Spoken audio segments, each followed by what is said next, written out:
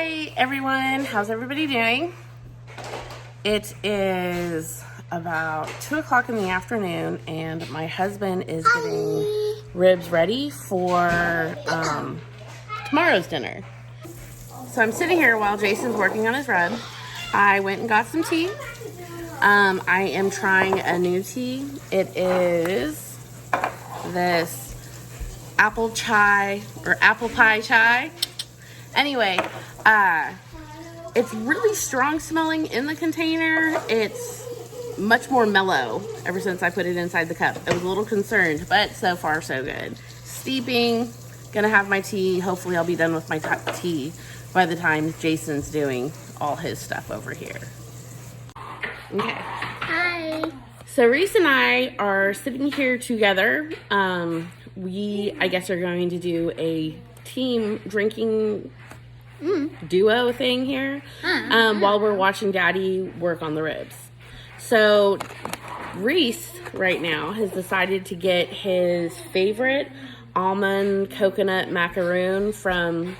Because I like macaroons and coconut. They're good. They're good. Right? It's hard to go bad. Yeah, it's hard to go like...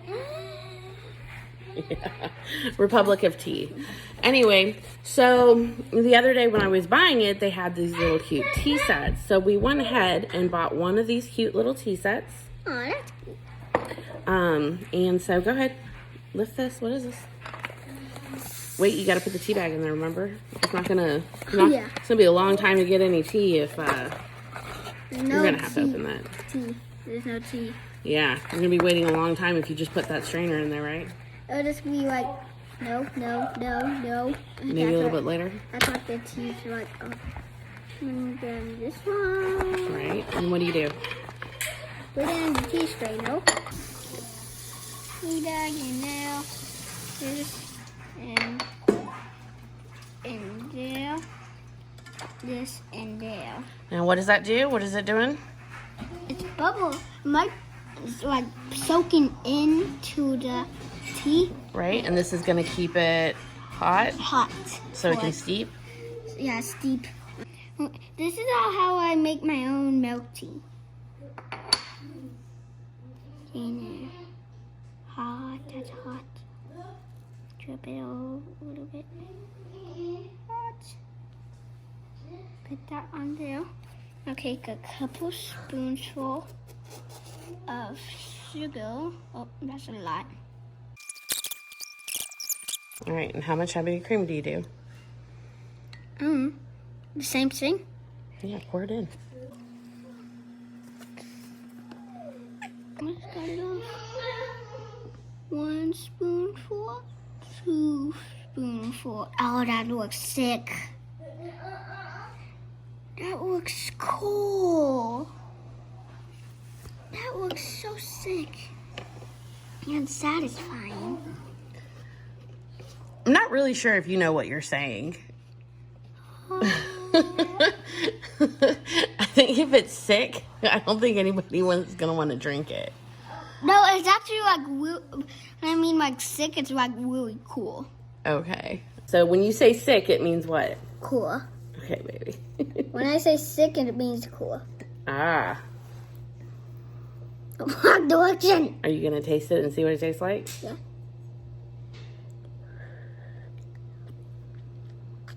Hot, but it's actually really good. I'm glad it's your liking. Would you tell people to get almond coconut macaroon herbal tea? I'm going to start drinking this every morning. Sounds good. No, I'm just going to keep this. You don't want to hold your cup and go toast? Oh, I do? Well, then put the spoon down. But it's super hot. I'm a little scared. Toast. Easy, Hunter. Good. So now, Jason is finally ready. We've been waiting on him forever to get ready with these ribs. So I'm going to go ahead and flip this video around and we'll start going that direction. So we've been sitting here all this time waiting on Jason to start these ribs. Anyway, I'm going to pat them dry. We got these napkins that we use. We quit using paper towels a long time ago because Kara made all these fancy dancy napkins. But just a lot less waste. And they work really well. But pat them dry. Anyway. Our little trio on the backside here. We are eating bacon croissants we made this morning. Yep, it's a couple leftovers because they're pretty good, aren't they? Are they good?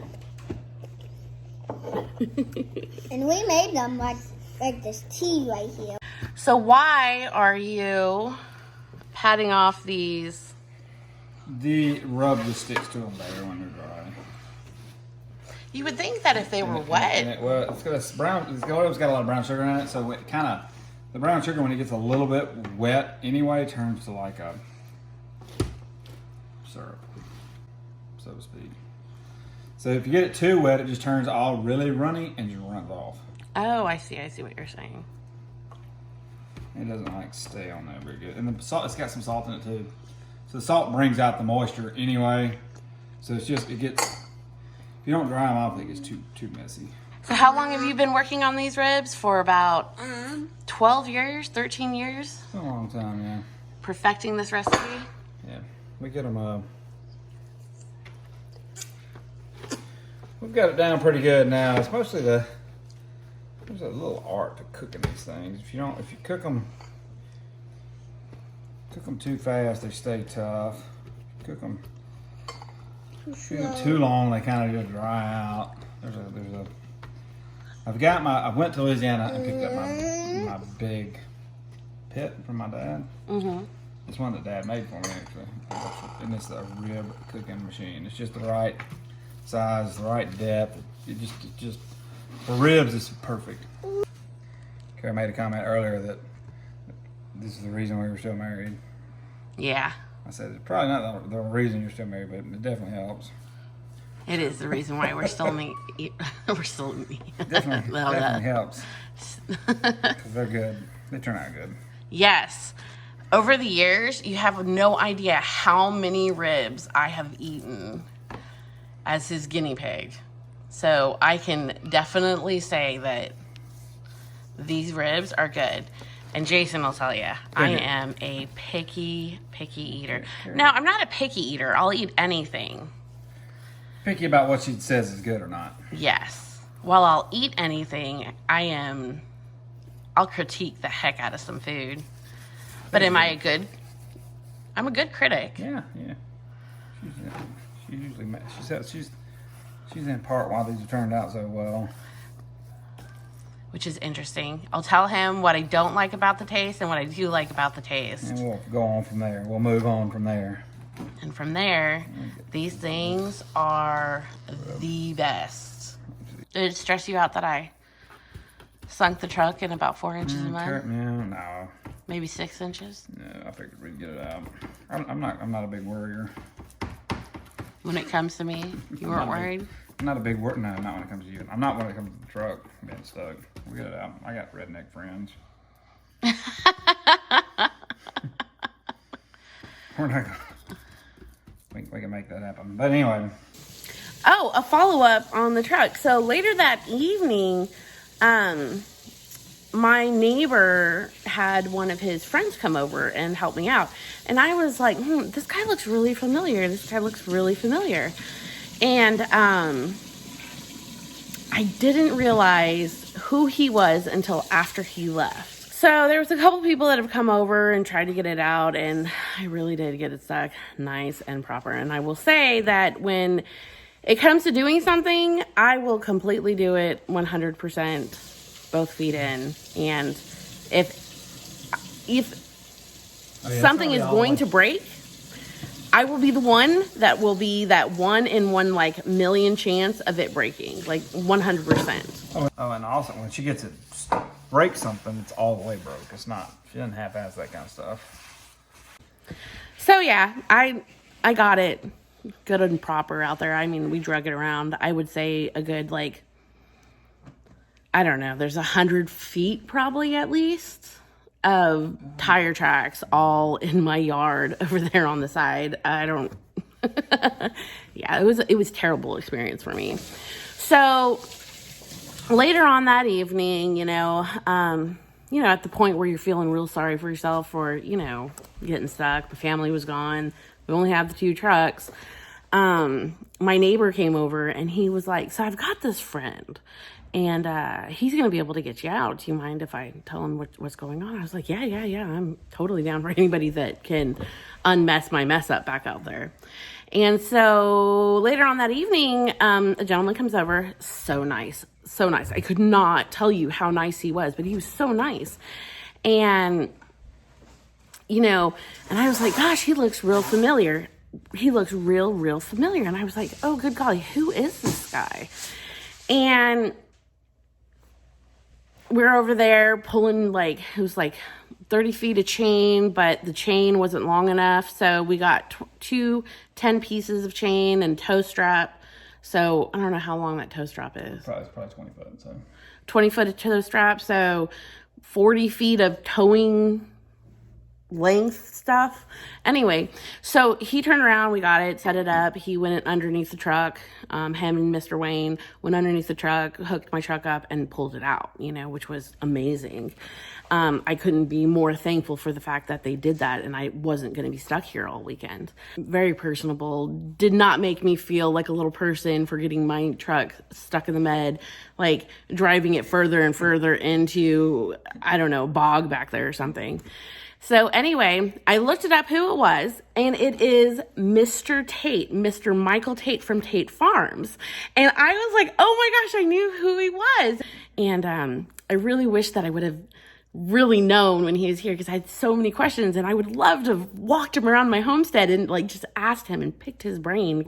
Mr. Michael Tate is, and he was so nice. He helped me and he didn't even know who I was. I'm nobody. And he came over and helped me and he was so down to earth that I don't think I would have met somebody that would have just helped me randomly the way he did. And I mean, he drove from wherever he lives to his farm and then out to my house, like for somebody he doesn't know because my neighbor asked him. And I'm pretty sure there's a little bit of feeling sorry for me or whatever. And I'm okay with that because I got to meet, you know, Michael Tate. And I'm telling you, Mr. Michael Tate, very nice person. And if he does ever end up watching this video, thank you so much for your help. I cannot thank you enough. So you're going to go ahead and stick this in the refrigerator overnight. You don't have to. Yeah, I can pretty much cook them now. Just they work a little better when you let them sit. Or it just turns out a little better when you let them sit overnight. And what are you doing? Yeah? But all three of us can be in this video. Hey. Hi, everybody. My kids are very interested. I like the video. What are you doing? What is Hunter doing? I don't know what Hunter's doing. Leave down in the comments what is Hunter doing. All right. Let's rereact. If you